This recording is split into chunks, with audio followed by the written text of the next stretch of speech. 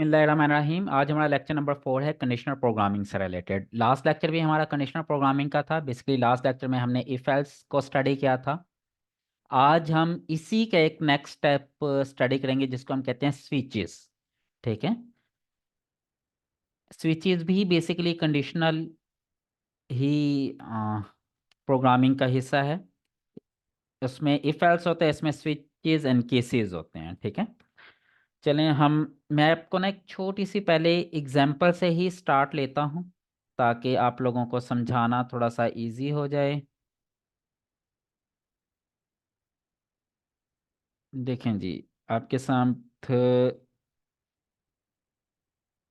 Dave C plus plus का वो screen share हो गई है मेरी प्रोग्रामिंग वाली।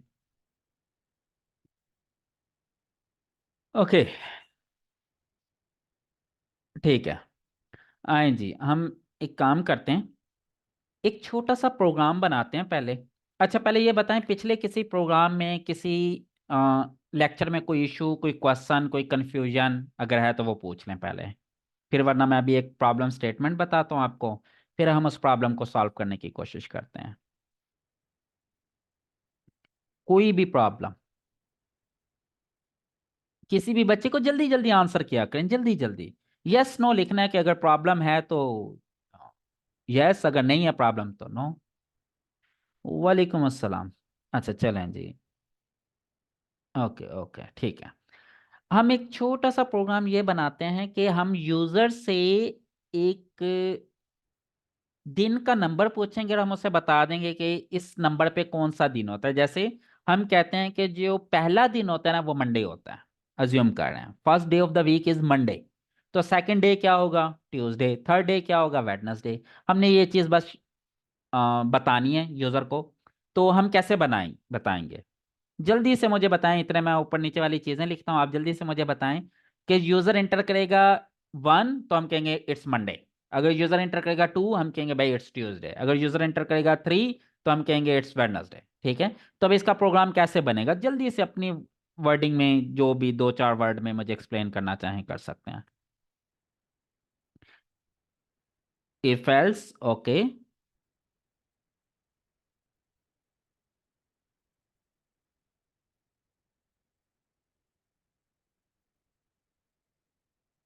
हम क्या करेंगे इफ एल्स में? We can apply conditions okay. चलें जी, हम इसका प्रोग्राम बनाते हैं जो हमने पहले सीख रखा है उसको यूज करते हुए। हम कहते हैं जी एक इंटीजर वैल्यू लेनी है ए, फॉर एग्जांपल नम हमने इंटर लेना है। उसके बाद हम कहते हैं जी C out enter the number of week day, number of day, number of week day. ठीक है। वीक डे का नंबर इंटर करना है। सी इन हम कहते हैं जी नंबर। उसके बाद हम कहते हैं कि जी अब हम लगा देते हैं condition if num is equal to 1। मैं कह दूंगा सी आउट इट इज मंडे। ठीक है। आगे क्या आएगा? Else if num is equal to 2। अच्छा, ये ब्रैकेट ये वाली, अगर एक चीज और जहन में रखें, अगर इफ एल्स के नीचे सिंगल लाइन की स्टेटमेंट हो, सिंगल लाइन की, तो ये ब्रैकेट लगाएं या ना लगाएं कोई फर्क नहीं पड़ता। अगर एक से ज्यादा लाइंस की स्टेटमेंट है तो फिर ये लगाना जरूरी है। ठीक है। अब जैसे वो सिंगल लाइन स्टेटमेंट है तो मैं यहां नहीं लगाता, सी आउट कह देता हूं इट इज ट्यूसडे। ठीक है। फिर मैं कहता हूं else if num is equal to 3, तो सी आउट कह देता हूं इट इज वेडनेसडे। अच्छा, फिलहाल मैं इन्हीं 3 दिन के लिए बना लेता हूँ, बाकी अब आपको पता ही है क्या करना है। सी आउट, अगर इसके अलावा कोई नंबर देते हैं तो मैं कह देता हूँ इट इज इनवैलिड। ठीक है। यहाँ पे हैंडल कर देता हूँ। अभी फिलहाल सिर्फ इतना कि एक प्रोग्राम बना के हम देखते हैं। नहीं, ये नेसेसरी नहीं है ताहिरा, इंडेंट देना नेसेसरी नहीं। इंडेंट कहते हैं कि ये स्पेस टैब दे के आगे लेके आना, लेकिन ये एक प्रोग्रामिंग का स्टाइल है, इससे हमें पढ़ना आसान हो जाता है। ठीक है, अब हमें पता है इफ के नीचे जो यहाँ पे ये इफ की कमांड्स लिखी जा रही हैं, ये चीज़ है। ये एक स्टाइल है और कुछ भी नहीं है, इससे वैसे कोई फर्क नहीं पड़ता। ठीक है, यहाँ हम कहते हैं जी वीक डेज का एक प्रोग्राम है जी। चलें, यहाँ पे मैं कह देता हूँ 1। देखो उसने क्या कह दिया, इट इज मंडे। ठीक है, यहीं पे अगर मैं कह दूंगा 2 या 3 कह देता हूं, तो उसने कह दिया इट्स वेडनेसडे। यही था ना, हमने 3 पे शो करवाया इट इज वेडनेसडे। अगर इसके अलावा कोई भी और होगा तो फिर देखते हैं क्या होगा। ठीक है, अगर मैं 5 कर दूं तो अब 5 के लिए तो हमने प्रोग्राम नहीं बनाया, तो क्या आउटपुट आएगी, इट इज इनवैलिड। ठीक है, तो ये इफ एल्स से आप इस तरह बना सकते हैं। ठीक है, कोई मसला नहीं है। लेकिन इसका एक और तरीका भी है। अच्छा पहले ये बताएं, इस चीज से तो समझ लग गई है, कोई मसला तो नहीं है। मैंने पहले 3 दिन का प्रोग्राम लिखा, आप पहले 7 दिन का, पूरे हफ्ते का भी प्रोग्राम बना सकते हैं। फिर 1 से लेके 7 तक जो भी नंबर लिखेंगे ये वो वाला दिन बता देगा। अगर 7 के अलावा कुछ और लिखेंगे, 8 9 10 या 0, तो ये कहेगा इट इज इनवैलिड। ठीक है, यहां तक कोई कंफ्यूजन तो नहीं है? अगर यहां तक कोई कंफ्यूजन है तो बताएं, ये वो नॉलेज हमने यूज किया है जो हम कल तक पढ़ चुके हैं। आज मैं इसी प्रोग्राम को थोड़ा सा चेंज करना चाहता हूं, लेकिन वो तब आपको समझ लगेगी जब आपको ये वाली चीजें समझ लग गई। ऑल क्लियर, गुड, यानी कि सबको समझ लग गया। अब मैं क्या चाहता हूं, ओके, अब आ जाए। पहले क्या चीज थी, पहले ये थी ना कि इफ देता था मैं, उसमें कोई कंडीशन होती थी फाइल्स में, और उसके अंदर मैं जो भी स्टेटमेंट देना चाहता था वो दे देता था। अब क्या होगी यहाँ पे, अब मैं दूंगा पहले स्विच, स्विच के अंदर दूंगा कंडीशन। ठीक है, अब स्विच के अंदर कंडीशन नहीं होगा, बेसिकली इसमें होगी इनपुट। स्विच के अंदर होगी इनपुट, और इनपुट के नीचे फिर मैं दे दूंगा केस, कि भाई जो भी केस आ रहा है ना, जो भी, यानी कि वैल्यू कह लें आप basically, input value, input value यहां पे मैं लूंगा कॉलन करके। उस इनपुट वैल्यू के अकॉर्डिंगली यहां पे मैं स्टेटमेंट डिस्प्ले करवानी है। ठीक है, या स्टेटमेंट एग्जीक्यूट करवा देनी है। ठीक है, सिंपल ये काम है। जैसे पहले इफ एल्स लगा के यहां कंडीशन लगाता था और नीचे स्टेटमेंट एग्जीक्यूट करवाता था, अब स्विच के अंदर इनपुट लेनी है और उस इनपुट की वैल्यू को, जो पॉसिबल वैल्यू है ना, वो केसेस होंगे। ठीक है, उसके अंदर इफ के साथ क्या होता था, एल्स होता था। इसके अंदर केस के साथ क्या आएगा, एल्स की बजाय इसमें आएगा डिफॉल्ट। ठीक है, जैसे इफ का आखिरी पॉइंट क्या होता था, एल्स, केस का आखिरी पॉइंट क्या होगा, डिफॉल्ट, के डिफॉल्ट वैल्यू क्या है। आए मैं इसकी पहले आपको प्रैक्टिकल करके दिखाता हूं ताकि आपके लिए चीजें आसान हो जाए। अब यहां पे देखें, मैंने इफ में क्या लेता था, कंडीशन लेता था ना। अब यहां पे अगर मैं स्विच लिखूंगा, सॉरी स्पेल मिस्टेक, स्विच करूंगा, देखो उसने हाईलाइट कर दिया। तो यहां पे मैंने इनपुट लेनी, इतना इनपुट क्या है, नाम। अब समझ लगी, अब मैं पूरी कंडीशन नहीं लिखूंगा, समझ लग गई है ना। अब उसके नीचे मैं यहां डिफाइन करूंगा केस, केस के तौर पे मैं कहता हूं 1। केस 1 क्या है, यानी कि अगर इनपुट 1 आए तो क्या होगा। यहां पे अब मैं सी आउट कर दूंगा इट इज मंडे। समझ लग गया। अब यहां पे केस 2, कि अगर वो 2 इंटर करता है, नम की वैल्यू 2 है, तो क्या होगा, C out it is Tuesday, and so on. ठीक है, इसी तरह केस जब खत्म हो जाएंगे तो यहां आ जाएगी डिफॉल्ट, कि भाई अगर इन केसेस के अलावा कोई वैल्यू आती है एल्स, तो हम कह दूंगा इट इज इनवैलिड। ठीक है, सिंपल, और कुछ भी नहीं। अब जब ये चीज होगी तो ये फिर ये वाला सारा प्रोग्राम क्या हो जाएगा, खत्म। इसको मैं कर देता हूं कमेंट। कमेंट कैसे करते हैं, देखते हैं जी, तमाम लाइंस को कैसे कमेंट किया जाता है।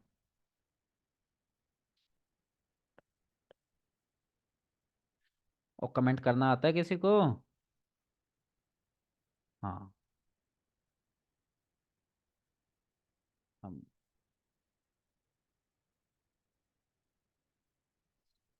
ये ले। अब ये जो ब्लू वाला है ना, ये कमेंट कर दिया, इसका मतलब ये कि ये एग्जीक्यूट नहीं होगा। नहीं, ये जो डबल स्लैश होता है ना, ये सिंगल लाइन को कमेंट करता है। अगर मैंने एक लाइन करनी है ना, तो मैं डबल लाइन कर दूंगा। अगर मैंने बहुत सारी लाइनें कमेंट करनी है, जैसे ये पूरा पोर्शन कमेंट करना था, तो स्लैश स्टैरिक, और जहां पे कमेंट खत्म करना है स्टैरिक स्लैश, यानी कि यहां से कमेंट शुरू हुआ, यहां पे खत्म हुआ। अब ये कमेंट का हिस्सा नहीं है ब्रैकेट। ठीक है। अब ये छोटा सा एक प्रोग्राम बन गया। इसको हम एग्जीक्यूट करते हैं पहले। देखते हैं। अब इसने कहा कि जी इसमें एरर है, केस 2 में क्या एरर है? Case label 2 not with in the switch statement. हाँ, अब एक मिस्टेक कर दी। क्या मिस्टेक की है, जल्दी से बताएं। अब इस एरर को पढ़ के कुछ समय लगता है। वो कहता है केस 2 जो है ना, वो स्विच स्टेटमेंट के अंदर है ही नहीं। इसका मतलब यह है कि जहां पे एक से ज्यादा केसेस हों, वहां पे हमें करली ब्रैकेट लगानी होती है। मैंने ये ब्रैकेट लगाना भूल गया था। स्विच से यहाँ पे शुरू करनी है, और जहां पे खत्म होनी है वहां पे फिर दोबारा ब्रैकेट क्लोज करनी है। ठीक हो गया। ये यानी कि स्विच के अंदर वाली चीज, जैसे हमने वो इफ एल्स के अंदर रखा था। ठीक है। आ जाएंगे, अब करते हैं। अब देखें चल गया है। अब हम इसको मैं वैल्यू देता हूँ, फॉर एग्जांपल 2। इसने कह दिया it is Tuesday, it is invalid. हाँ, इनवैलिड भी काउंट कर दिया उसने। हाँ, एक और पॉइंट, ब्रेक भी करनी है। हाँ, अब देखें, अब इन चीजों से ना बंदा सीखता है। अब मैंने ब्रेक नहीं किया, तो इसने क्या किया? केस 1 भी चेक किया, केस 2 भी चेक किया, केस 3 भी चेक किया। अब अगर मैं चाहता हूं ना कि अगर एक केस ठीक हो जाए तो अगली वैल्यू ना चेक करे, तो यहां पे मैं क्या करूंगा? इसको ब्रेक करूंगा कि भाई यहां पे अगर खत्म तो स्विच को ब्रेक कर दो, हर केस के बाद ब्रेक। ब्रेक। ठीक है। डिफॉल्ट को ब्रेक करने की जरूरत नहीं होती। अब आ जाए। अब हम दोबारा 2 प्रेस करते हैं, देखते हैं क्या होता है। ये ले, अब रिजल्ट सही आ गया। सिर्फ उसने इट इज ट्यूसडे बता दिया। अब अगर मैं दोबारा एग्जीक्यूट करता हूँ इसको, ठीक है, यहाँ पे मैं 1 लिखता हूँ, अकेला इट इज मंडे। मैं फिर दोबारा एग्जीक्यूट करता हूँ, देखते हैं क्या आता है। अब मैं यहाँ पे 3 लिख देता हूँ, तो क्या आंसर आएगा? इट इज इनवैलिड, क्योंकि मैंने 2 केसेस बनाए। समझ लग गई? अब ये फॉर्मेट आपने अंडरस्टैंड करना है। इफ एल्स को कंपेयर करना है इसके साथ। इफ एल्स में क्या होता था? हर इफ एल्स के अंदर मैं कंडीशन देता था, कंडीशन, और फिर उसके अंदर करली ब्रैकेट के अंदर उसकी स्टेटमेंट्स देता था। अब क्या हो रहा है? स्विच, स्विच के अंदर इनपुट, और केस के अंदर उसके पॉसिबल आउटपुट दूंगा कि ये भी हो सकती है, इसके आउटपुट 2 भी हो सकती है। यानी कि यूजर क्या क्या इंटर कर सकता है? 1 भी कर सकता है, 2 भी कर सकता है, 3 भी कर सकता है, और साथ में इसको ब्रेक करते जाना है, हर केस को ब्रेक करना है। यस, ये ज्यादा आसान है। ठीक है। लेकिन इसकी एक लिमिटेशन भी है। वो लिमिटेशन मैं आपको थोड़ी देर के बाद बताता हूं। ठीक है। समझ लगी ये चीज? यहां तो कोई कंफ्यूजन तो नहीं है? ठीक है। ओके। अब इसी तरह के एक और प्रोग्राम लिखना है, जिसमें ये बताना है कि आपने जो जेंडर, देखते हैं जी हम, चलें जी, चलें, एक मिनट, कंट्रोल एन।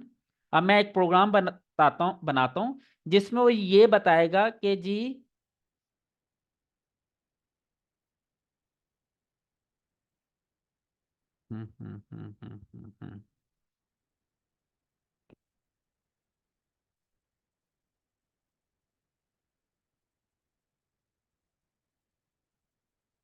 जेंडर बताएगा, और उससे बताते हैं कि आपको क्या चाहिए। चलें जी, एक फनी सा प्रोग्राम बनाते हैं। Hash include IO stream using name space STD main.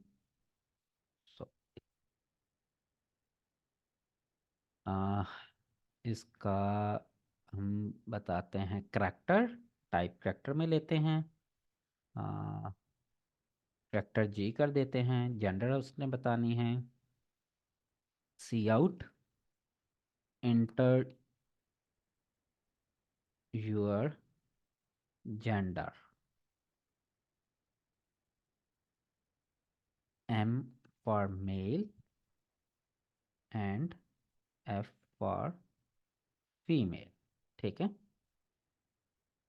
यहाँ पे हम चाहें तो इसकी न्यू लाइन भी शुरू कर सकते हैं। ठीक है, ओके, सी इन हम कह देते हैं जी। ठीक है, अब यहाँ पे आ जाएगा स्विच। स्विच के अंदर आ जाएगा जी, इनपुट वैल्यू, इसकी ब्रैकेट, इसके अंदर आ जाएगा केस। अब केस क्या हो सकता है? अच्छा, ये याद है ना, मैंने आपको कहा था जब करैक्टर की इनपुट लेनी है तो वो सिंगल इन्वर्टेड कॉमास में लेनी है। केस एक हो सकता है एम, मेल के लिए, और एक केस हो सकता है कैपिटल एम। स्मॉल एम भी लिख सकता है, कैपिटल एम भी लिख सकता है। तो इन दोनों सूरतों में सी आउट क्या देते हैं? चलेंगे सिंपल कर लेते हैं, यू आर बॉय। ठीक है, इसको हम क्या कर देंगे? ब्रेक। अब दूसरा केस लेने के लिए हम क्या करेंगे? केस, अब दूसरा केस ले रहे हैं हम। दूसरा केस होगा एफ या कैपिटल एफ। इसका सी आउट कर देंगे यू आर गार। इसको भी क्या कर देंगे? ब्रेक। उसके बाद एक कीज जब खत्म हो जाएंगे इसको कर देंगे डिफॉल्ट। इसमें सी आउट कर देंगे इनवैलिड डाटा। हाँ हाँ हाँ, ओके, ये हो गया बात। चलो जी, इसको हम करते हैं थोड़ा सा एग्जीक्यूट।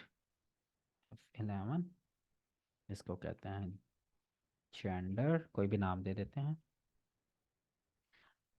अब ये देखें जी, उसने वही पूछ लिया, enter your gender, M for male and F for female. ये दो लाइंस में क्यों आया, जल्दी से मुझे बताएं। भाई मैंने तो यहाँ सी आउट एक लाइन लिखी, जबकि ये जो सी आउट मुझे दो लाइंस में शो कर रहा है, Y? Yes, forward slash N. ये जो मैंने यहाँ पे फॉरवर्ड स्लैश एन डाला ना, इसका मतलब ये है कि यहाँ पे न्यू लाइन शुरू कर दो। ठीक है, अब यहाँ पे अगर मैं एम लिखता हूँ तो देखिए उसने कह दिया यू आर अ बॉय। अब अच्छा यार, मुझे ना इसके लिए एक सिंपल प्रोग्राम लिख लेना चाहिए।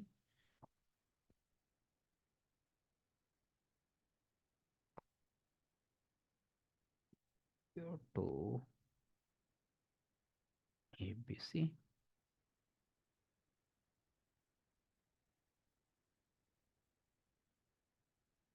अच्छा, ये इफ एल्स करके फिर लंबा टाइम ही लगाना है, दोबारा ही एग्जीक्यूट कर लेते हैं, कोई मसला नहीं है। अब यहाँ पे अगर मैं लिखता हूँ एफ या स्मॉल एफ या कैपिटल एफ, जो भी लिखता हूँ, यू आर अ गर्ल। फिर मैं इसको अगर करता हूँ तो यहाँ पे अगर मैं कुछ भी और लिख देता हूँ एफ या एम के अलावा, फॉर एग्जांपल ए लिख दिया, तो वो कह देगा इनवैलिड डाटा, कि आपने सही डाटा एंटर नहीं किया। समझ लगी? ये सिंपल केस, इसी काम को आप एफ इफ एल्स के थ्रू भी कर सकते थे, और इसी को किसी और तरीके से भी केस के थ्रू कर लिया।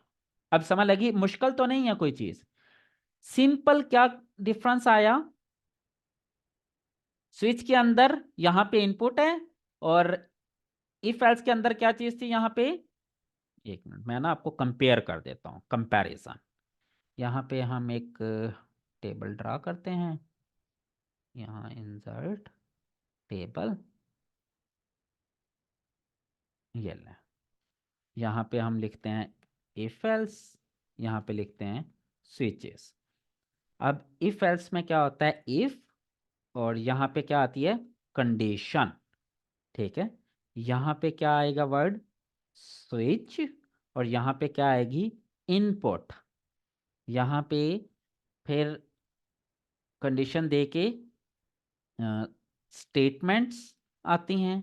यहाँ पे फिर आप देते हैं केस, और उसका होता है पॉसिबल इनपुट, कि क्या क्या इनपुट पॉसिबल है। ठीक है।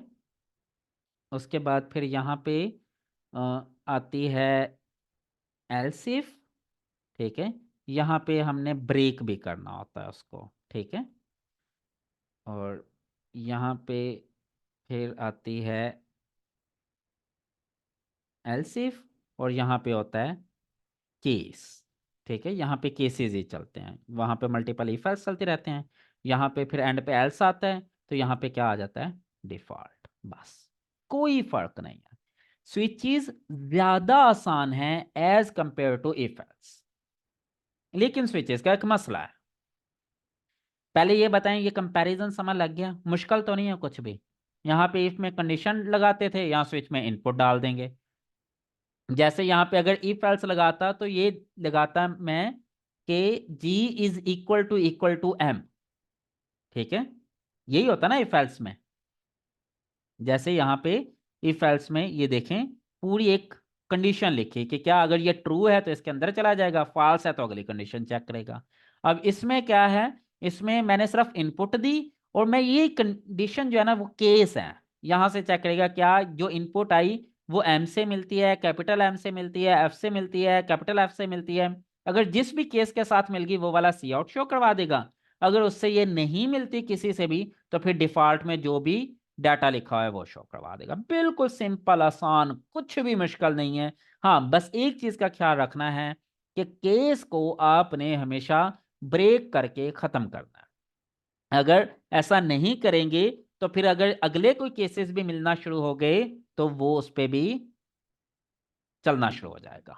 ब्रेक का मतलब ये है कि भाई ये केस मिल गया, अब अगले केसेस चेक करने की जरूरत नहीं है, बस प्रोग्राम को खत्म कर दो। समझ लग गई ये चीज?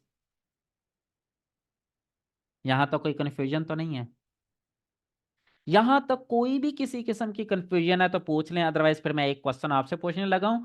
और मुझे जल्दी से एक बात का जवाब दें कि आप सबके पास इस वक्त लैपटॉप अवेलेबल हैं, यस या नो? जल्दी से, 19 बच्चे ऑनलाइन हैं, सब ने आंसर करना है। 6, 7, अभी तक 7 बच्चों ने आंसर किया। 8, 9, अच्छा, 10। जल्दी से सब आंसर करें जल्दी से।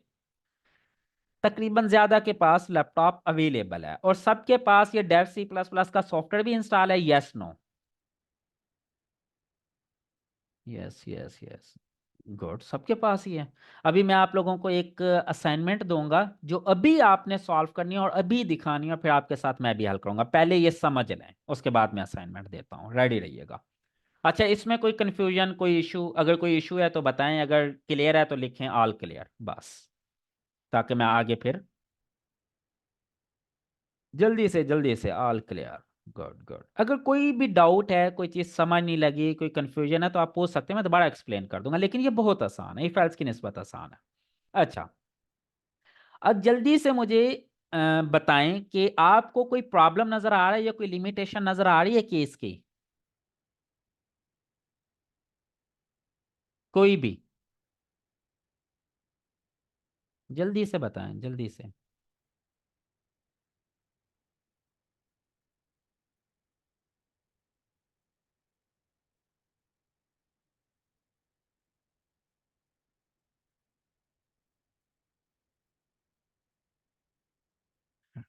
रिपीट कर दें जो टास्क देने लगे। अच्छा, रिपीट मैं बाद में करता हूँ टास्क का। अभी तो मैंने आपसे क्वेश्चन पूछा कि हमने इफ एल्स को भी स्टडी कर लिया, हमने केसेस को भी स्टडी कर लिया। अब इफ एल्स से भी हम वो काम कर सकते हैं, केसेस से भी वही काम कर सकते हैं। कोई ऐसा सिनेरियो है जहां पे केसेस की लिमिटेशन आ जाएगी कि यार ये काम ना आप स्विचेस के थ्रू नहीं कर सकते, केसेस के थ्रू नहीं कर सकते, ये काम सिर्फ एफ एल्स के थ्रू ही हो सकता है? एक्चुअली मैं आपको बता देता हूँ, इफ एल्स हर जगह लग जाता है, लेकिन स्विचेस हर जगह पे अप्लाई नहीं होते। तो वो कौन सी जगह है जहां पे जाके स्विच के मदद से आपका मसला हल नहीं होगा? आप लोग क्या सोच सकते हैं, इमेजिन कर सकते हैं एग्जाम्पल से भी कि ऐसा कौन सा सिनेरियो जहां पे जाकर स्विचेस के थ्रू हमारा प्रॉब्लम सॉल्व नहीं हो सकता, कोई लिमिटेशंस हैं इसके? जीमेल आपको समझ नहीं लगी, क्या समझ नहीं लगा आप बताएं। राणा बिलाल कहते हैं नंबर, नंबर तो देखे ना हमने पिछले एग्जाम्पल में नंबर ही लिया था, ये नंबर्स तो ले सकते हैं आप। या थोड़ा सा एक्सप्लेन करें और क्या लिमिटेशन है। तमाम बच्चे कोशिश करें आंसर करने की, तमाम बच्चे, कोई मसला नहीं, अगर गलत भी होगा आंसर तो भी कोई मसला नहीं। अगर आप मेरे साथ मिलके चलेंगे ना, आंसर करेंगे तो आपको ज्यादा अच्छे से समझ लगेगी। जी, आया कुछ जहन में।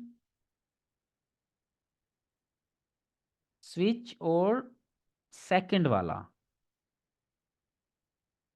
नो, स्विच और सेकंड वाला। अच्छा आप ये कह रहे हैं फ्लोट नंबर्स,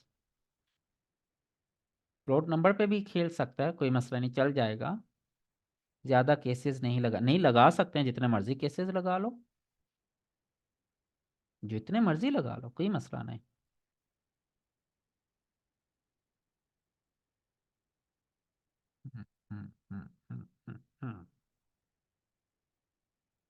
नो आइडिया।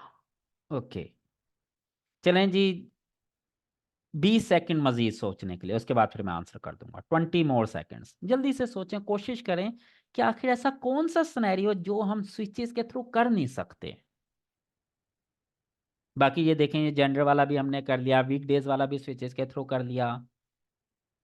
कोई ऐसा सिनेरियो है जहां पे इफ एल्स ही लगाना पड़ेगा, स्विचेस नहीं लग सकती।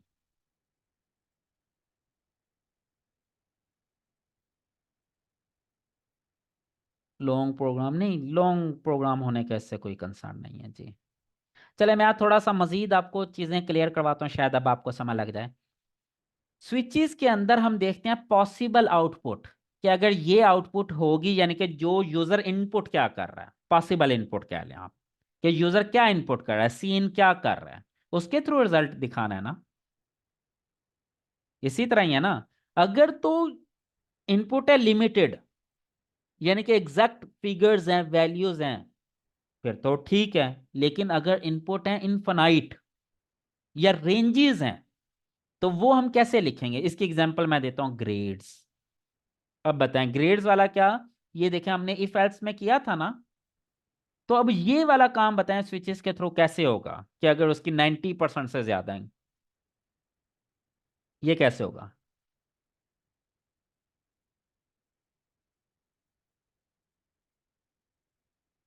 ये चीज समझ लग रही है, कि अब अगर कोई इस तरह का सिनेरियो आ गया कि भाई अगर इससे ज्यादा हो तो कर दो, 90% से ज्यादा है तो ए ग्रेड।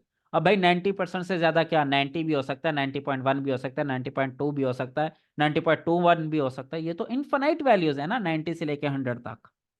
तो उसमें केस के ऊपर हम काम नहीं कर सकते, स्विचेस में हम काम नहीं कर सकते। स्विचेस या केसेस तभी पॉसिबल हैं जब हमें पता होगा कि एग्जैक्टली ये वैल्यू आ सकती है, एग्जैक्ट वैल्यू का अगर पता हो, एग्जैक्ट इनपुट का पता हो या एग्जैक्ट आउटपुट का पता हो, तब हम स्विचेस अप्लाई कर सकते हैं। अगर रेंजेस हैं, रेंज है, तो रेंज के ऊपर स्विचेस काम नहीं करते। अभी आप कंफ्यूज मत होइएगा, इसी बात को मैं दोबारा एक्सप्लेन करूंगा 5 मिनट के बाद। लेकिन अभी उससे पहले, जाने से पहले, मैं आपको एक छोटी सा एक प्रॉब्लम स्टेटमेंट देता हूं। वो प्रॉब्लम आपने सॉल्व करना है, एग्जाम्पल सॉल्व करनी है। एग्जाम्पल क्या है जी, take two numbers as an input from the user and ask him what he wants to do.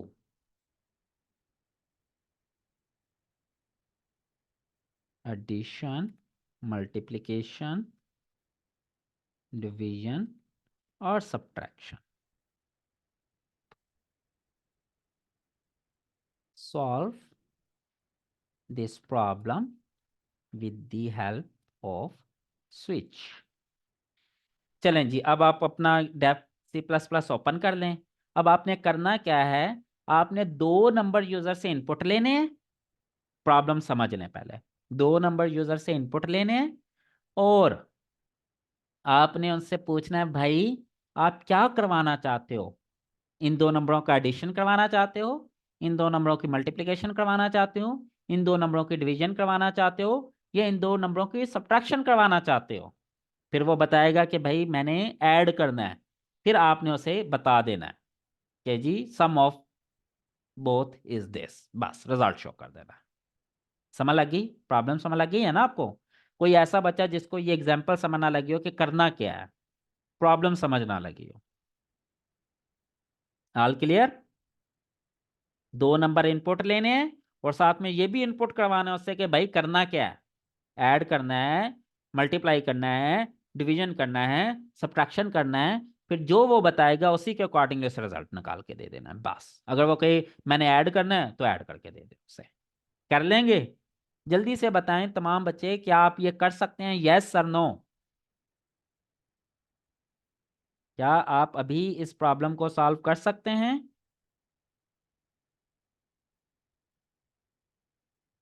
जल्दी से जल्दी से। Yes yes yes yes. चलें जी, करें आप, जल्दी से करें।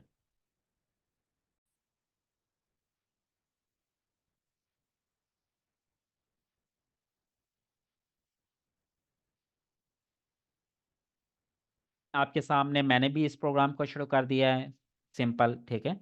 मैं भी बना रहा हूँ, जल्दी से कोशिश करें, कंप्लीट करें। अच्छा, अब केस मल्टीप्लिकेशन का मैं डिस्कस कर रहा हूँ, सी आउट कर रहा हूँ। मल्टीप्लिकेशन इज, यहाँ ए क्रॉस बी, ये कर देता हूँ, फिर ब्रेक करना है इसे। अब अगला केस होगा डिवीजन का, C out division is A B, break, उसके बाद default C out invalid operator.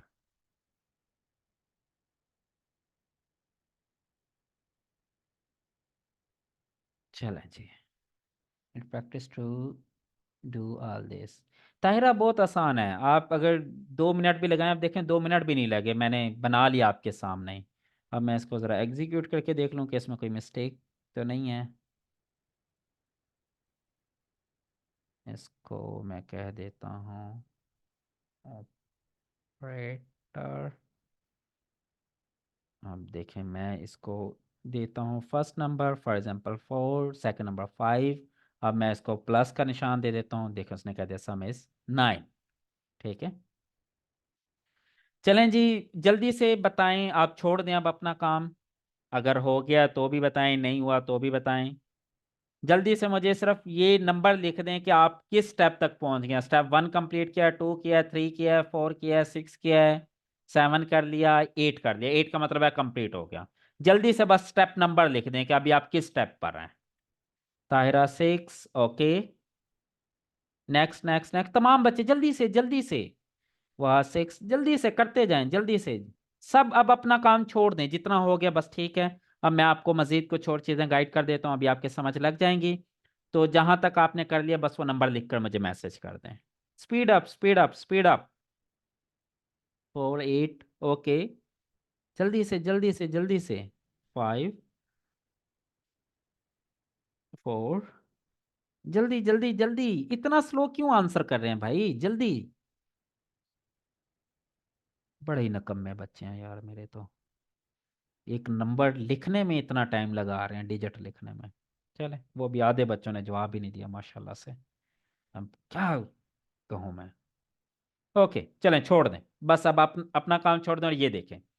यही प्रोग्राम अब मैंने बनाया, मैंने क्या किया, वही हैश इंक्लूड वगैरह करके फ्लोट ए बी कर दिया, करेक्टर ऑपरेटर। क्यों?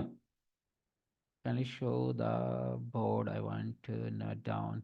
सदफ बाद में नोट कर लीजिएगा, कोई बात नहीं, अभी आप प्रोग्राम समझें बस।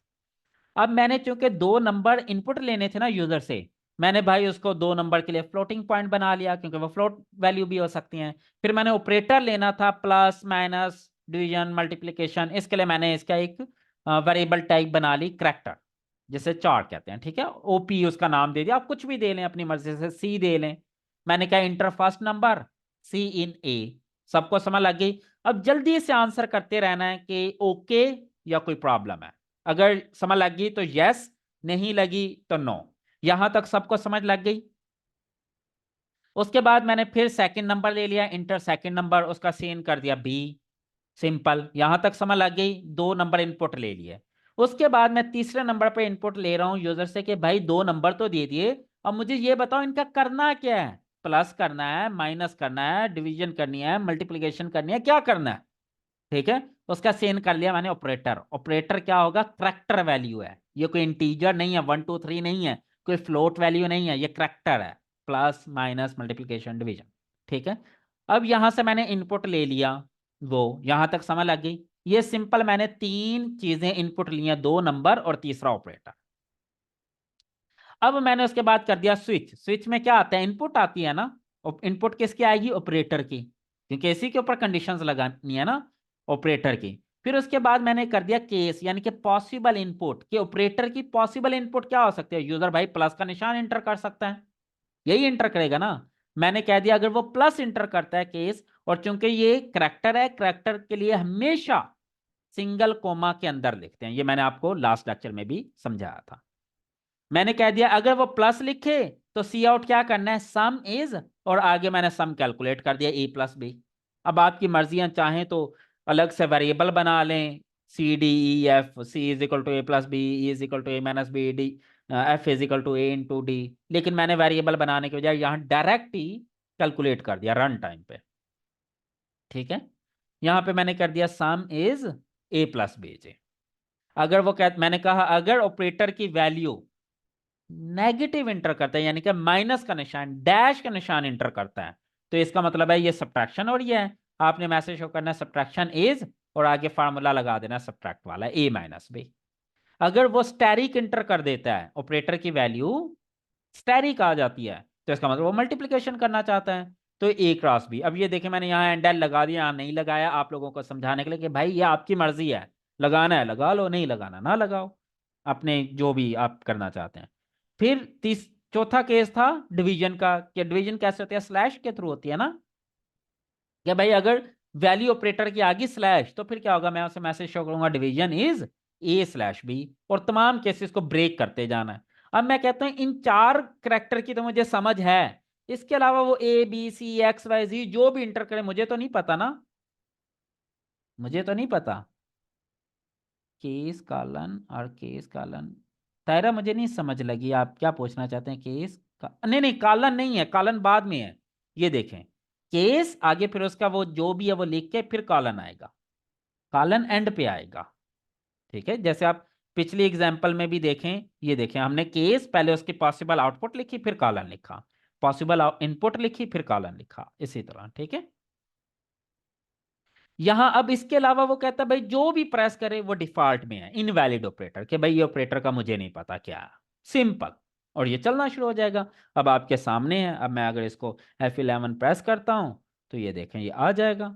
अब मैं यहाँ पे फॉर एग्जांपल 6 इंटर किया, 4 इंटर किया। अब वो कहता है क्या करना है, क्या करें, डिवीजन कर लें। डिवीजन इंटर किया, ये देखें वो बता रहा है 1.5।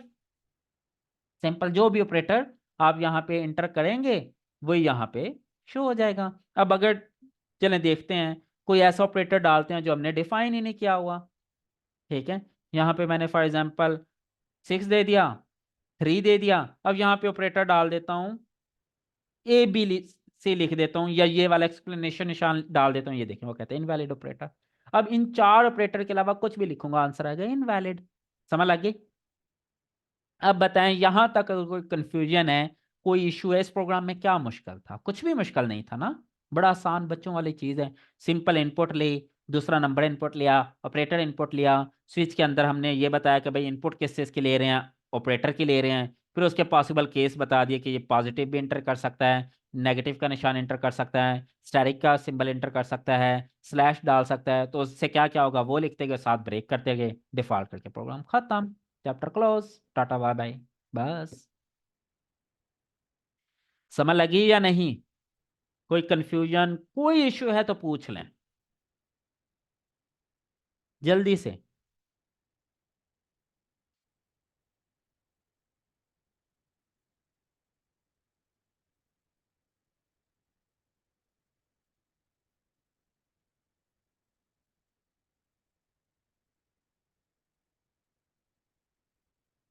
जी, सिर्फ 3 बच्चों को ही क्लियर हुआ है। Okay okay okay, all clear, good. समझ लग गई। अब कोई ऐसा बच्चा तो नहीं है जिससे ना समझ लगी। अगर कहीं कोई कंफ्यूजन है, कहीं कोई डाउट है, कहीं कोई चीज नहीं समझ लगी, तो ओपनली पूछ लें। शर्माना नहीं है आपने बिल्कुल भी। कोशिश करूंगा आपको किसी और तरीके से समझाऊं, गाइड करूं कि आपका मसला हल हो जाए। चीज समझ लें अच्छी तरह। बाकी ये जो लेक्चर है ना, ये घर जाके सुना जरूर करें, प्रैक्टिस जरूर किया करें। ये सारे रिकॉर्डिंग मैं यूट्यूब पे डाल देता होता हूँ आपके लिए, ताकि आप लोग बाद में भी इसे सुन सकें, प्रैक्टिस कर सकें। और ये बहुत आसान चीजें हैं और बहुत मजे की चीज है, ये जहन में रखें। समझ लगी यहां तक। अब एक छोटा सा ट्विस्ट डालते हैं इसके अंदर। अब मैं ये कहता हूं कि भाई अगेन डिवीजन में तो रोला आ सकता है। अब ट्विस्ट आ रहा है, ट्विस्ट ट्विस्ट ट्विस्ट। डिवीजन में इशू हो सकता है। क्या इशू हो सकता है भाई? बताएं जी। क्या इशू हो सकता है? कि भाई अगर डिवाइडेड बाय जीरो हुआ तो फिर तो इन्फिनाइट वैल्यू हो जाएगी। मैं वो काम नहीं करना चाहता। अब मैं क्या करूं कि जो सेकंड नंबर है ना, वो जीरो ना आए, लेकिन सिर्फ डिवीजन के केस में। बाकी केसेस में तो जीरो अलाउड है ना। जल्दी से आंसर करें, मैं कहां पे इस प्रोग्राम में चेंजेस करूं कि मेरा मसला हल हो जाए। मैं चाहता हूं कि सेकंड नंबर जीरो ना हो। What should I do? Go to, okay. कैसे go to? Greater than zero कहां लगाऊं? ग्रेटर देन जीरो कहां पर?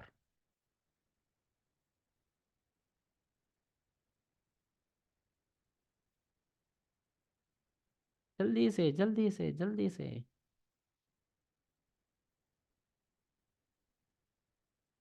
सी इन। लाइन नंबर बताएं जी, लाइन नंबर किस लाइन नंबर पे मैं करूं? Before operator cout. यहाँ पे लाइन नंबर 11 में। Line number 6। यहाँ तो करेक्टर है भाई, लाइन नंबर 6 में तो इन, यहाँ तो वेरिएबल है। क्या करूं वेरिएबल में? Add another case. ताहिरा कह रही हैं जी एक और केस ऐड कर दें। ठीक, गुड। 10 से नेक्स्ट क्या करूं? यहाँ 10 से नेक्स्ट में बताएं। क्या करूं 10 से नेक्स्ट 11 से ऊपर वाली लाइन में? बताएं क्या लिखूं यहाँ पे? हसनैन, मेहदी, असद, क्या लिखूं यहाँ पे?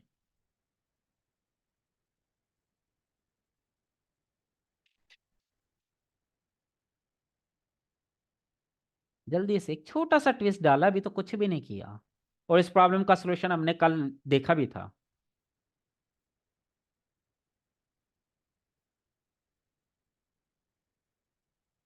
जल्दी जल्दी जल्दी। इफ ऐड कर दें। यहाँ पे इफ कैसे ऐड कर दूंगा? भाई बी जीरो हो सकता है ना, अगर 10 इंटू जीरो करना हो, 10 मल्टीप्लाइड बाय जीरो, तो उसका तो आंसर एग्जिस्ट करता है ना, जीरो। नहीं भाई, कैसे? ये तो सिर्फ डिवीजन के केस में मुझे हैंडल करना है ना। अगर 10 + 0 है वो भी ठीक है, तो इसका मतलब बी तो जीरो हो सकता है ना। बी तो जीरो हो सकता है ना, 10 + 0 भी तो हो सकता है ना। 12 लाइन में ग्रेटर देन जीरो? नहीं नहीं नहीं नहीं, 12 लाइन में तो इनपुट है ना, ग्रेटर देन जीरो नहीं आ सकता। नो। केस ऐड करें क्या? क्या केस ऐड करूं? राना बिलाल, किस चीज का केस ऐड करूं बताओ? बताओ बताओ बताओ बताओ।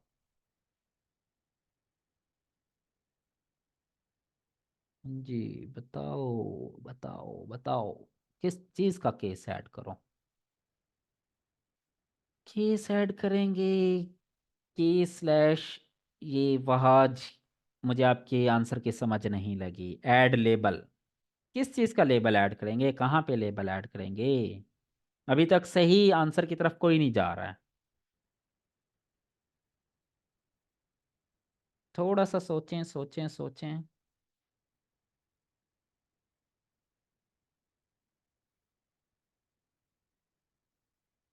जल्दी से जल्दी से।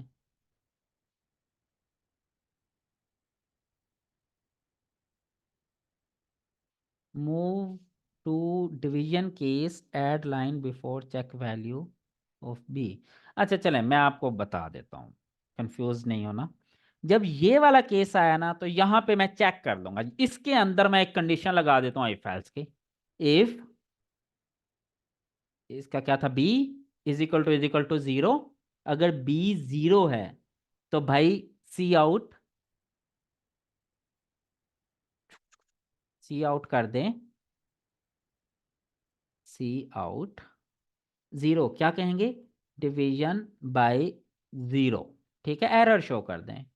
ठीक है, जो भी आप करना चाहते हैं। उसके बाद इसको हैंडल कर दें वट। अब इसके बाद इफ की बजाय कर दें एल्स, फिर एल्स में यही आ जाएगा बस, सिंपल एरर शो कर दिया कि भाई अगर ये मामला है तो काम खराब है। अब देखें, करते हैं।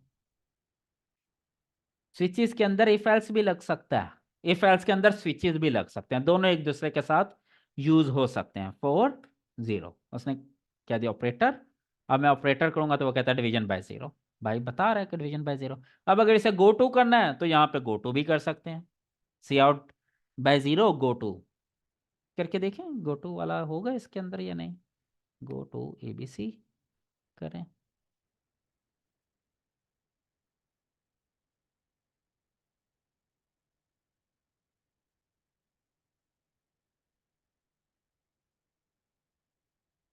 ऑपरेटर भी लेना पड़ेगा, इसका भी हल है। चले देखते हैं, इसमें एक इशू आएगा लेकिन उसका हल है मेरे पास। Else without previous if. Hmm.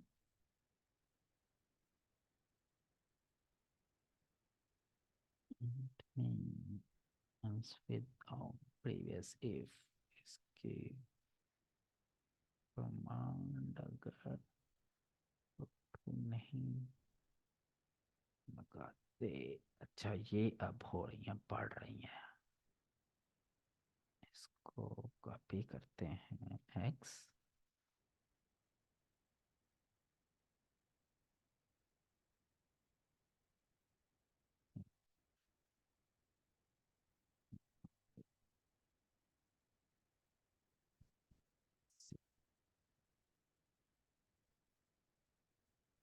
Okay ji, okay ji, okay ji.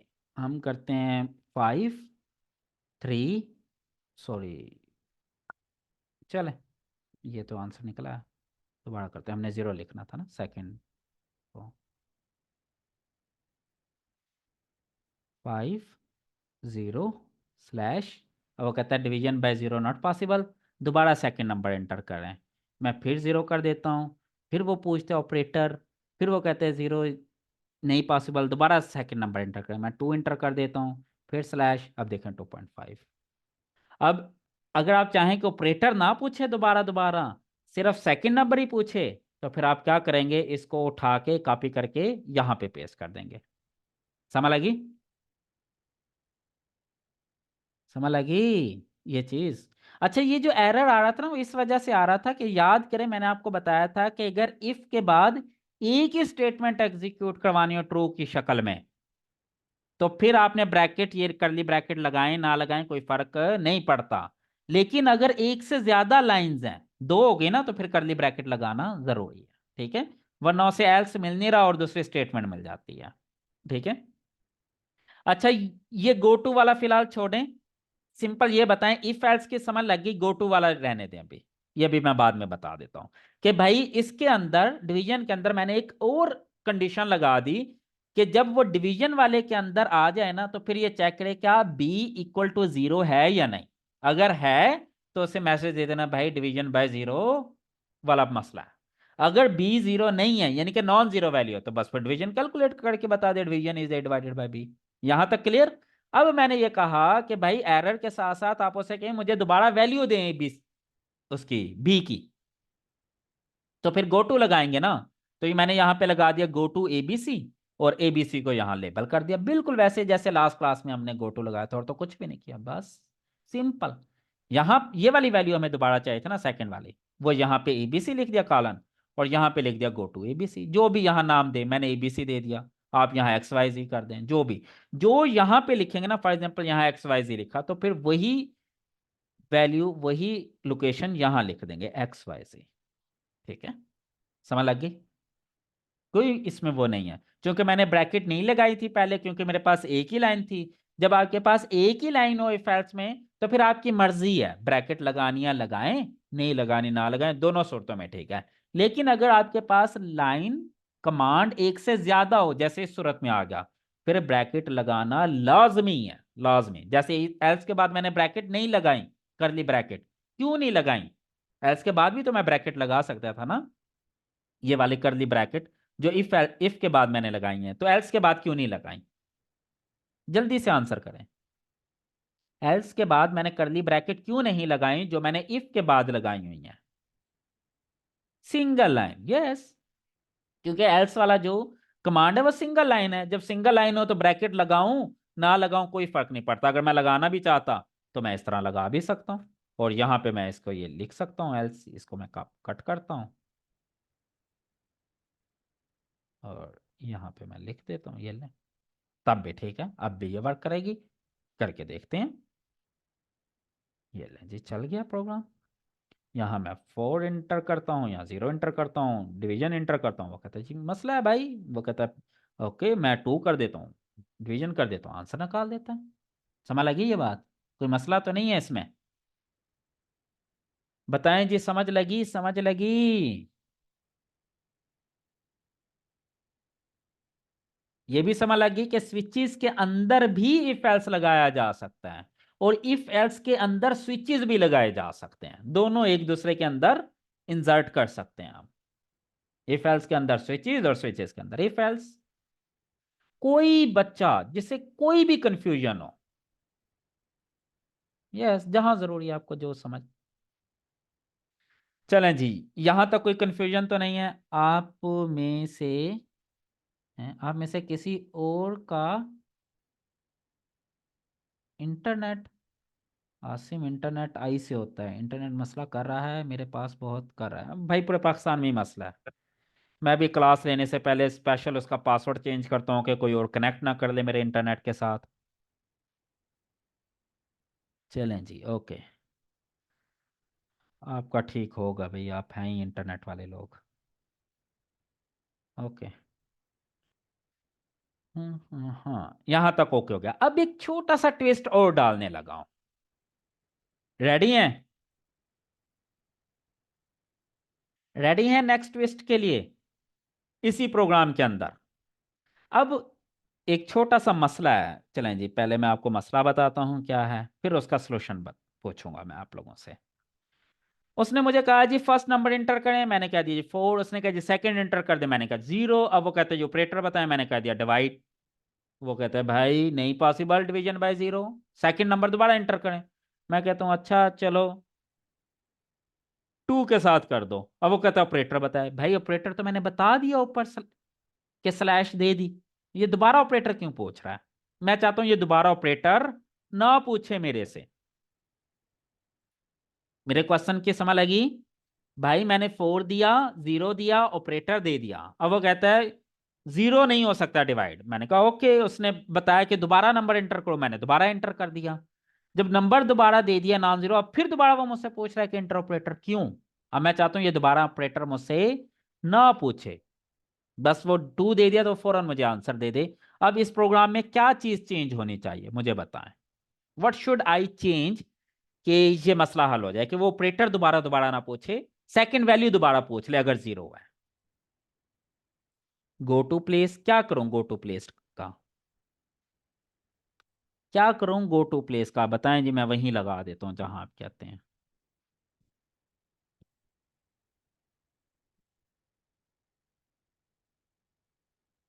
Problem की तो समझ लग गई है ना सबको? प्रॉब्लम में तो इश्यू नहीं है ना, कि भाई अगर बी 0 है और मैं डिवीजन करना चाहता हूं तो वो मुझे कहेगा भाई दोबारा दें सेकंड नंबर। और जो मैंने सेकंड नंबर उसे दोबारा दे दिया, वो फिर दोबारा ऑपरेटर पूछने लग जाता है। मैं चाहता हूं ऑपरेटर एक दफा ही ले, फर्स्ट नंबर भी एक ही दफा ले, सेकंड नंबर वो 0 की शक्ल में दोबारा ले सकता है। अगर 10 और 11 को कॉपी करके नीचे पेस्ट कर दें 10 और 11। ओके। गो टू की जगह पर, गो टू की जगह पर यहां पर 10 नंबर स्टेटमेंट अगेन लिखें। नहीं बिलाल, 10 नंबर स्टेटमेंट में क्यों लिखूं अगेन? मुझे अगेन वेरिएबल, अगेन मेमोरी, क्यों? Go to case dash. अच्छा, इधर से गो टू करके ऊपर गए, अब ऊपर से गो टू करके इधर आ जाएं।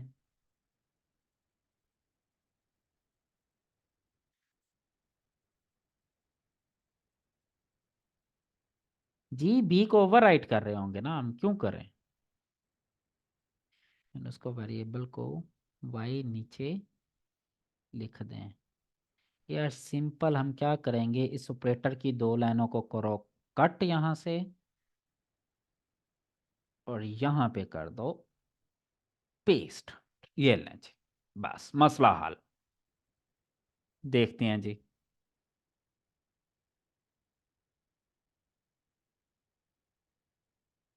मैं कहता हूं जी नंबर 5।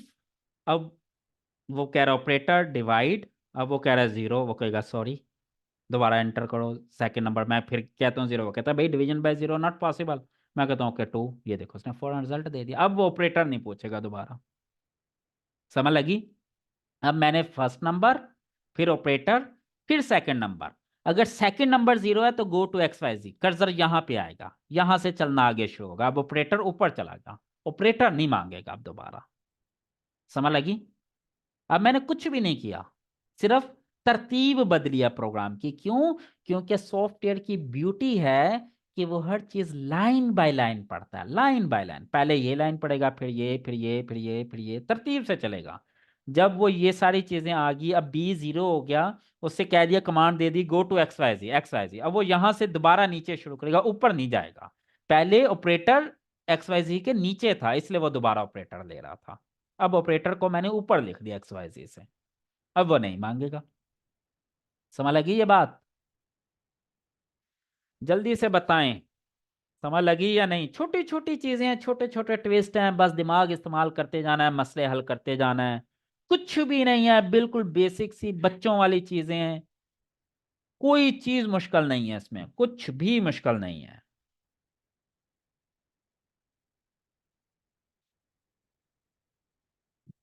जी जी जी जी।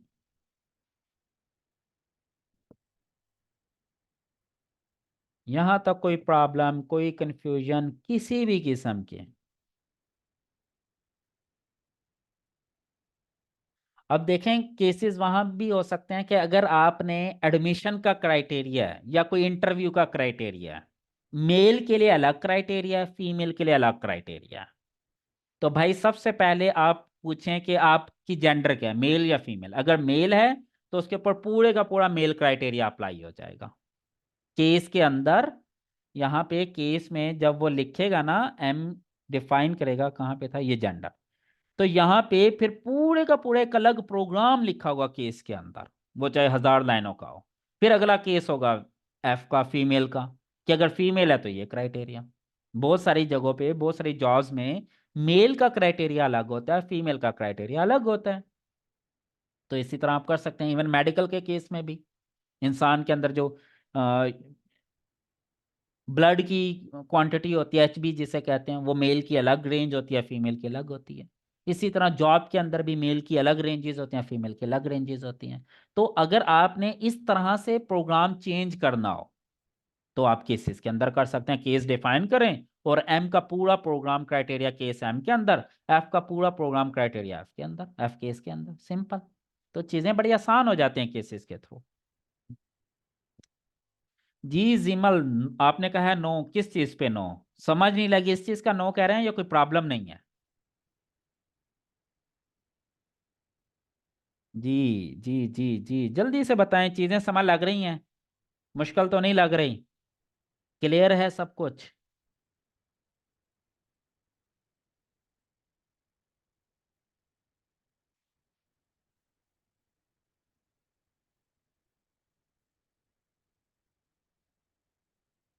कोई प्रॉब्लम नहीं, गुड गुड गुड।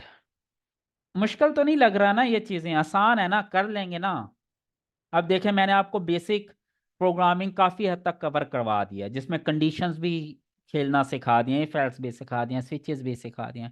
अब हमने लूप्स वाले सिस्टम में जाना है, ऐसा ऐसा हम आगे एडवांस की तरफ मूव करते चले जाएंगे। अब इसी तरह नेस्टेड इफ एल्स भी होता है। नेस्टेड इफ एल्स के इफ एल्स के अंदर इफ एल्स लगाओ।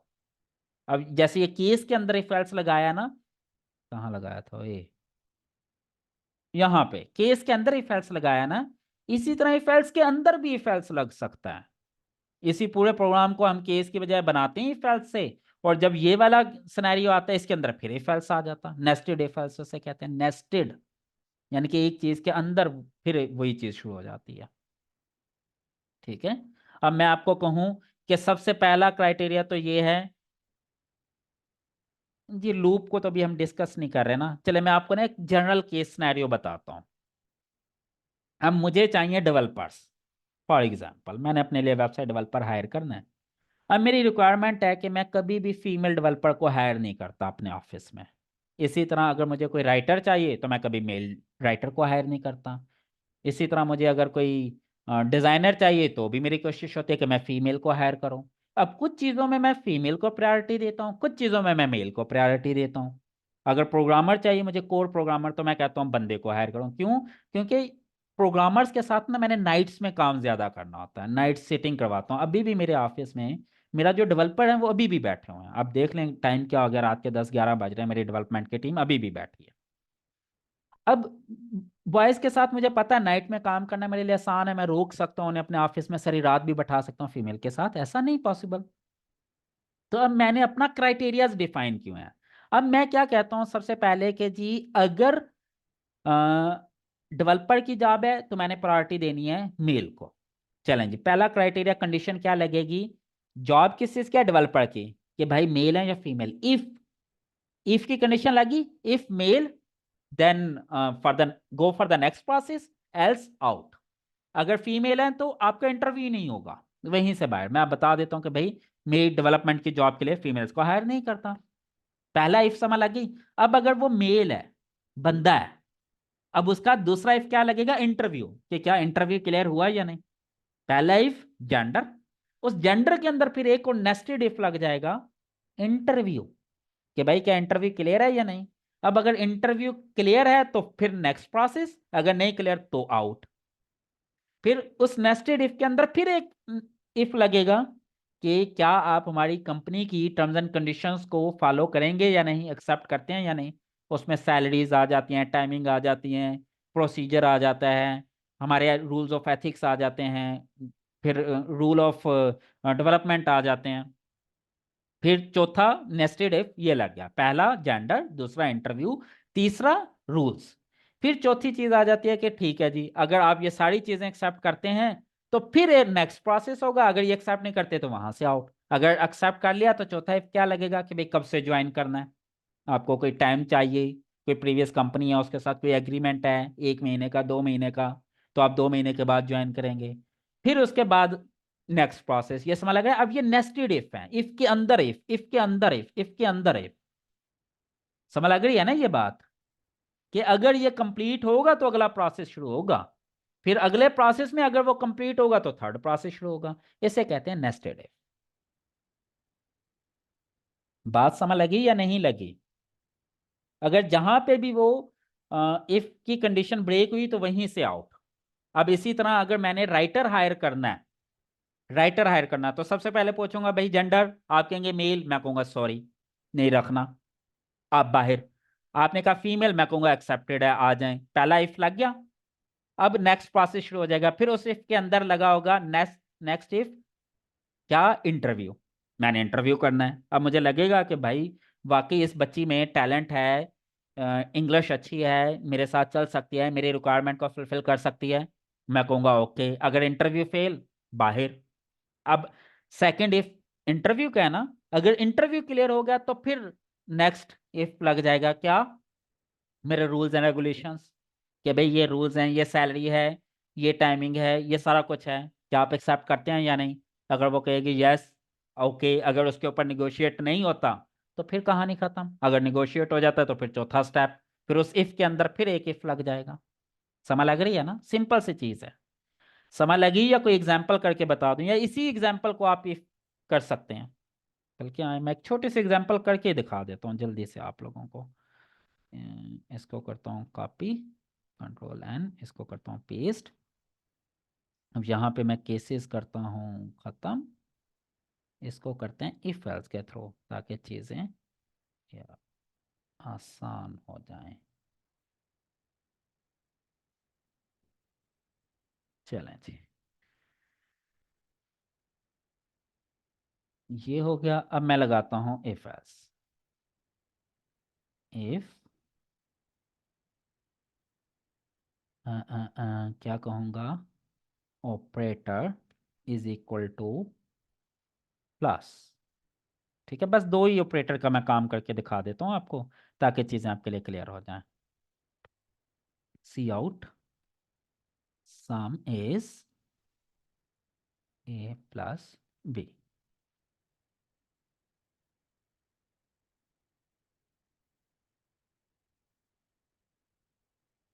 Else if operator equal to slash है। अब यहाँ पे मुझे वो लगाना ना, इफ। अब यहाँ पे मैं एक और इफ लगा दूंगा, ये लें जी। If B is equal to 0। अब ये एल्स इफ के अंदर इफ लग रहा है, तो मैं इसका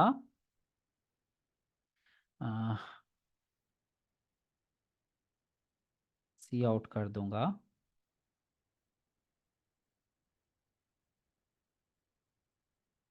डिवीजन बाय 0, ये एरर है जी डिवीजन बाय 0 का।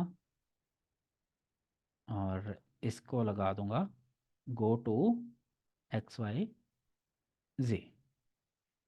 और अगर ये नहीं है एल्स, तो फिर मैं क्या कर दूंगा, सी आउट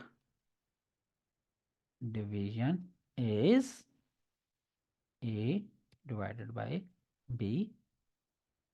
ये ना जी, ये ना, चला के देखते हैं इसको, क्या कहूँ क्या कहूँ। स्टेट इफ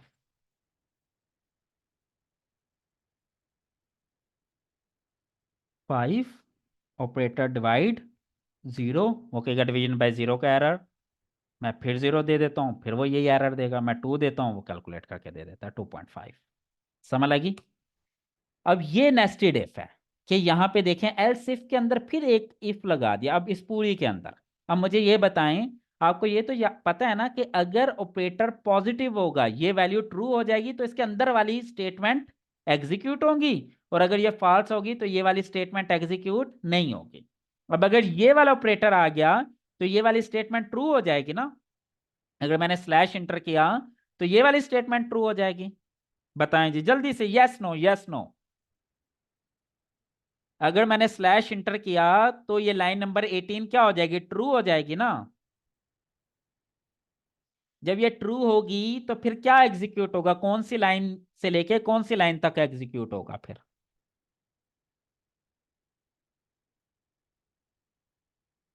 जल्दी से भाई, अगर ये ट्रू हो गया तो फिर तो इस ब्रैकेट के अंदर चला जाएगा ना प्रोग्राम, लाइन नंबर 19 से लेके लाइन नंबर 27 तक। 19 से लेके 27, ये सारे। अब ये देखे ना, ये लाइन भी एक लग गई, यानी कि ये वाला प्रोग्राम जो है ना, ये वाला, ये किसके अंदर है, इस इफ एल्स के अंदर है, एल्स इफ के अंदर। ठीक है, 19 से 27 अगर ये ऑपरेटर आ गया तो इसका मतलब ये वाली कंडीशन ट्रू हो गई, प्रोग्राम मेरा कहां चला जाएगा, इनसाइड। जैसे इनसाइड गया, उसे फिर एक और कंडीशन मिल गई। अब दोबारा कंडीशन लगी कि क्या बी 0 है या नहीं। अगर बी 0 है तो फिर इसके अंदर आ जाएगा प्रोग्राम। अगर बी 0 है तो फिर ये वाली लाइन एग्जीक्यूट होंगी अगर ट्रू है। If B is equal to 0, if it is true, तो फिर ये दो लाइनें एग्जीक्यूट होंगी। एरर आ जाएगा division by 0, go to X Y Z, फिर दोबारा ऊपर जाएगा एक्स वाई जी पे। और अगर ये वाली लाइन ट्रू नहीं है, if B is not equal to 0, फिर क्या होगा, ये वाली चीजें एग्जीक्यूट नहीं होंगी, फिर एल्स वाली एग्जीक्यूट होगी कि डिवीजन इज दिस। इसे हम कहते हैं नेस्टेड इफ एल्स, कि इफ एल्स के अंदर इफ एल्स एक और लग गया।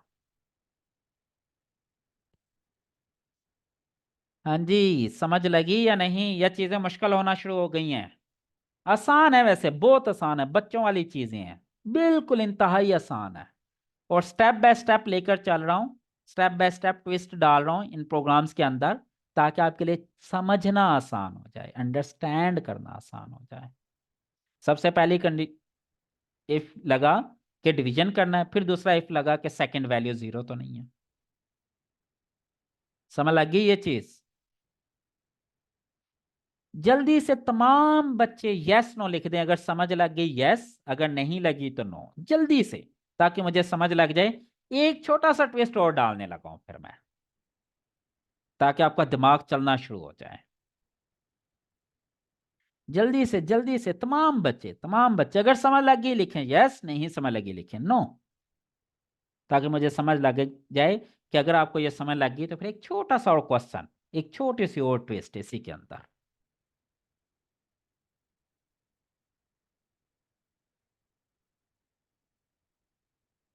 दिमाग बिल्कुल ही ना चल जाए, कोई बात नहीं, दिमाग है, ये कौन सा कोई मिसाइल है या बम है कि चल ना जाए?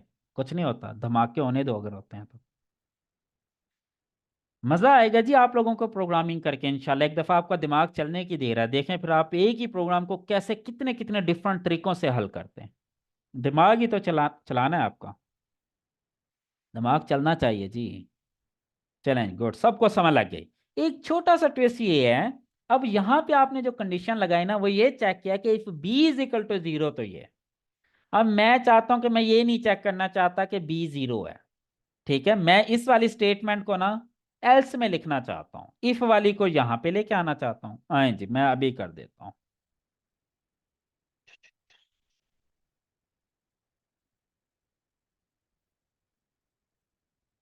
इस वाली को कॉपी करता हूं, कॉपी, ये ले जाता हूं एल्स के अंदर, और ये एल्स वाले को कट करता हूं, इसको ले जाता हूं इफ के अंदर।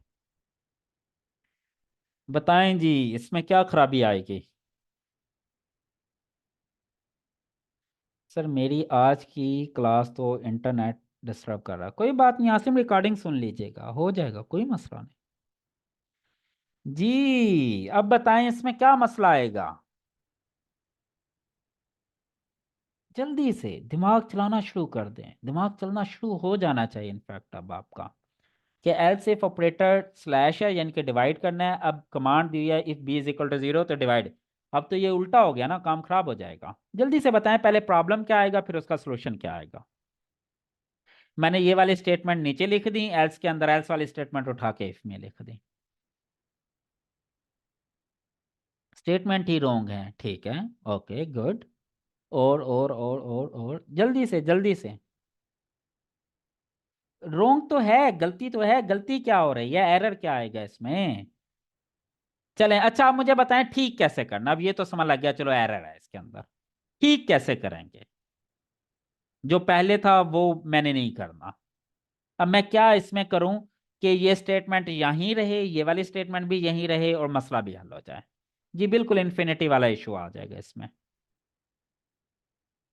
अब चला के देख लेते हैं, आए हम एग्जीक्यूट करते हैं आपके आसानी के लिए, प्रैक्टिकली चीज़ों को देखते हैं क्या हो रहा है। मैं कहता हूँ फोर, डिवाइड करना है, किससे करना है? टू से। मैंने टू लिखा, वो कहता है भाई division by zero not possible, दोबारा नंबर एंटर करो। मैं फिर एंटर कर देता हूँ। मैं कह रहा हूँ भाई मैं तो जीरो दे ही नहीं रहा, वो क्यों बार बार ले रहा है? अक्सर वेबसाइट में इस तरह का एरर आपको देखने को मिलता है ना, कि आप ठीक करें वो फिर एरर बता रहा होता है, जबकि वो एरर ही नहीं होता। और जब मैं जीरो देता हूँ जबकि ये एरर है, उसने क्या दिया, ठीक है, ये गलती है। लॉजिक गलत होगी, ऊपर नीचे हो गई। जो लॉजिक ऊपर लगनी चाहिए थी वो नीचे लगा दी, नीचे वाली ऊपर लगा दी। अब इसका सोल्यूशन बताएं। मैं एक एक करेक्टर चेंज करना चाहता हूं, सिर्फ I just want to change single character, और मसला हल हो जाए। नहीं जी, रेसिप्रोकल नहीं करना, मैं सिर्फ एक करेक्टर चेंज करना चाहता हूं और मसला हल हो जाए। एक करेक्टर, बताएं कौन सा एक करेक्टर चेंज करूं? ओके, जल्दी से आंसर करें, सब लोग आंसर करें, सब लोग आंसर करें, एक करेक्टर चेंज करें और मसला हल हो जाए। एल सेव कर दें। Okay, what else? जल्दी जल्दी जल्दी जल्दी जल्दी जल्दी। अभी तक नहीं बताया। लाइन नंबर 22 में बी के बाद जीरो। 22 में बी के बाद जीरो। ओके। ओके, जल्दी से बाकी बच्चे भी आंसर कर रहे हैं, जल्दी से।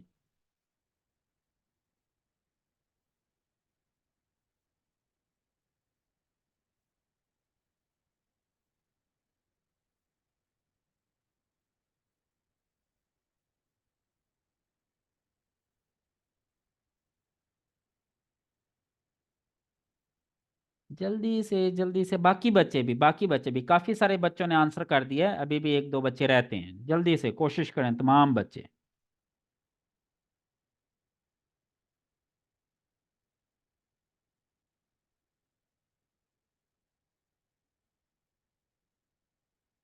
जी, ताहिरा अशरफ ने पहले आंसर किया है, बिल्कुल ठीक किया है। समझ लगी है कि क्या चीज चेंज करेंगे? समझ लगी या नहीं लगी? सिंपल, मैं अब इसको ये कहा था ना कि अगर बी जीरो है तो मैं कह देता हूं अगर बी जीरो नहीं है तो बस ये लें जी। इफ बी इज, याद है ना कल मैंने बताया था कि ये एक्सक्लेमेशन निशान किसे कहते हैं? नॉट को कहते हैं। If B is not equal to zero तो डिवाइड हो जाएगा। अगर बी जीरो नहीं है तो इसका मतलब कि वो नॉन जीरो है ना। अगर बी नॉन जीरो है तो इसका मतलब वो जीरो है। सिंपल, देखें अब इसी को, मसला हल हो गया हमारा। हमने लॉजिक ही बदल दी, कंडीशन ही बदल दी। फोर, और देखिएगा, सॉरी, स्लैश जीरो। अब वो देखें जीरो पे एरर दे रहा, पहले नहीं दे रहा था। टू पे एरर दे रहा था पहले, अब टू पे आंसर दे रहा। समझ लगी? अब मैंने पहले कहा अगर बी जीरो है तो भाई डिवीजन बाय जीरो नहीं पॉसिबल, ऊपर नीचे कर दिया, तो यहाँ पे कंडीशन मैंने B is equal to zero के बजाय B is not equal to zero. Division कब पॉसिबल है? जब बी जीरो नहीं होता। समझ लगी? तो भाई एक ही प्रोग्राम को अगर 10 बच्चे लिखेंगे ना तो 10 के 10 का डिफरेंट ही स्टाइल होगा, कॉपी नहीं हो सकता कभी भी। समझ लगी ना? कोई इस तरह से लिखेगा, कोई उस तरह से लिखेगा, कोई इफ एल्स से, कोई स्विच से, कोई पेरेंथेसिस लगाएगा, कोई नहीं लगाएगा, कोई कर्ली ब्रैकेट का इस्तेमाल करेगा, कोई नहीं करेगा, कोई एंड एल के साथ करेगा, कोई बगैर एंड एल के कर देगा।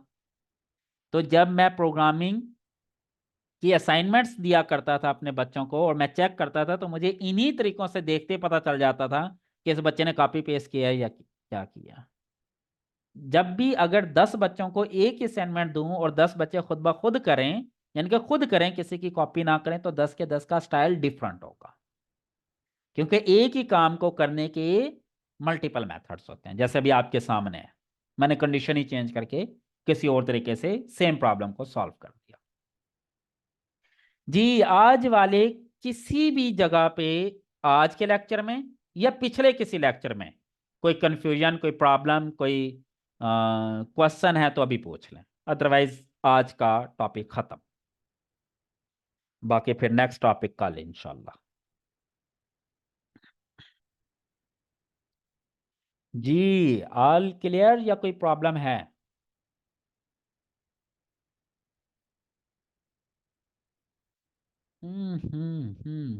All clear. किसी बच्चे को कोई प्रॉब्लम हो, किसी भी बच्चे को?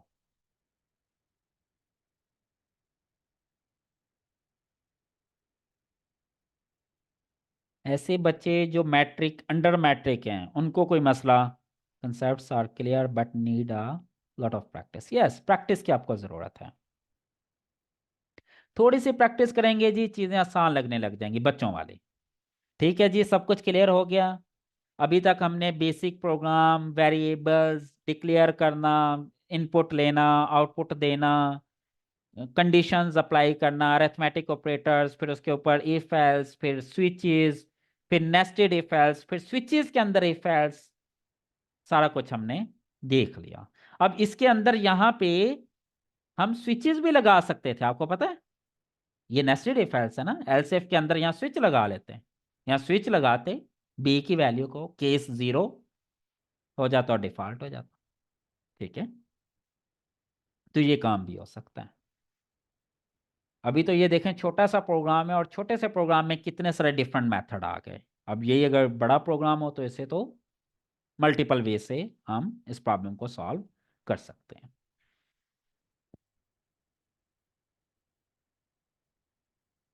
ठीक हो गया जी। चलें जी, थैंक यू सो मच, अपना ढेर सारा ख्याल रखिएगा। अल्लाह हाफिज।